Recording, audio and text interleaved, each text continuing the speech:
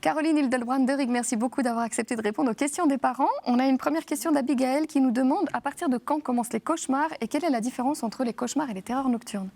Alors, les cauchemars et les terreurs nocturnes sont deux choses bien distinctes, même si sur le moment, quand on arrive dans la chambre de nos enfants, c'est plus difficile à différencier. Elles apparaissent à peu près en même temps, je dirais, entre 15 mois et 2 ans. Les cauchemars et les terreurs nocturnes peuvent apparaître. Les terreurs nocturnes, quand on arrive dans la chambre de notre enfant, voilà, il peut être en train de pleurer, crier, être agité, mais on n'arrive pas à avoir un lien avec lui. C'est-à-dire qu'on lui parle, mais il ne nous répond pas. Je crois que ce qui est important dans ces moments de terreur nocturne, c'est vraiment que l'enfant il soit en sécurité, et puis qu'on le remette dans son lit, qu'on le couche et on le laisse finir sa terreur. On le laisse, voilà, qu'on le laisse finir sa terreur. On s'assure juste de la sécurité, en fait. Voilà, et retrouver son sommeil. D'accord. Le cauchemar, en revanche, quand on arrive dans la chambre de notre enfant, l'enfant, il est réveillé. C'est-à-dire qu'on peut lui parler s'il parle, mais en tout cas, on peut communiquer avec lui. Donc ça, c'est déjà très distinct et c'est ce qui nous permet vraiment de différencier le cauchemar et la terreur nocturne. Il y a Emilia qui nous demande que faire lorsque l'enfant a pris l'habitude de venir dans le lit en plein milieu de la nuit, dans le lit des parents. Alors, c'est une très bonne question. Alors, je pense que la première question à se poser, dont on a beaucoup parlé durant l'émission, c'est est-ce que l'enfant s'endort tout seul le soir? Parce que dans une nuit de sommeil, il y a plusieurs cycles. Et quand l'enfant passe d'un cycle à l'autre, souvent, il y a des micro-réveils.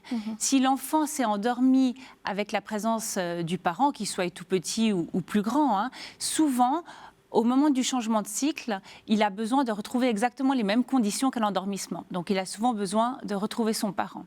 Donc, un enfant qui ne sait pas s'endormir tout seul et qui grandit, 2 ans, 3 ans, il va se réveiller et il va absolument avoir besoin de son parent. Donc, une des premières choses, c'est vraiment de voir est-ce que mon enfant sait s'endormir tout seul et si ce n'est pas le cas, déjà de l'accompagner par rapport à ça.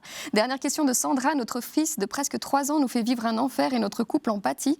Il ne veut plus dormir dans sa chambre, mais dans notre lit, problème, on dort sur un canapé et on est obligé de se coucher en même temps que lui.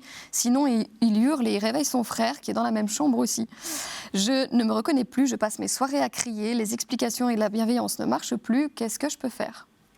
Alors, c'est vrai que là, c'est assez extrême. Oui. Je pense que quand on est arrivé à un stade de fatigue élevé, on a beaucoup de peine à rester dans la bienveillance et dans la continuité. C'est-à-dire que je vois beaucoup de parents, la plupart des parents que je rencontre, ils ont tous fait juste. Ils ont tous essayé des choses qui pourraient très bien fonctionner. Mais ils sont tellement fatigués qu'ils tiennent 1 jour, 2 jours, s'ils ont la force, 3, mais que si ça ne marche pas, c'est pas possible, ils sont trop fatigués. Et qu'on voit vraiment qu'avec les troubles du sommeil, il faut vraiment pouvoir tenir et mettre une continuité tout en restant bienveillant.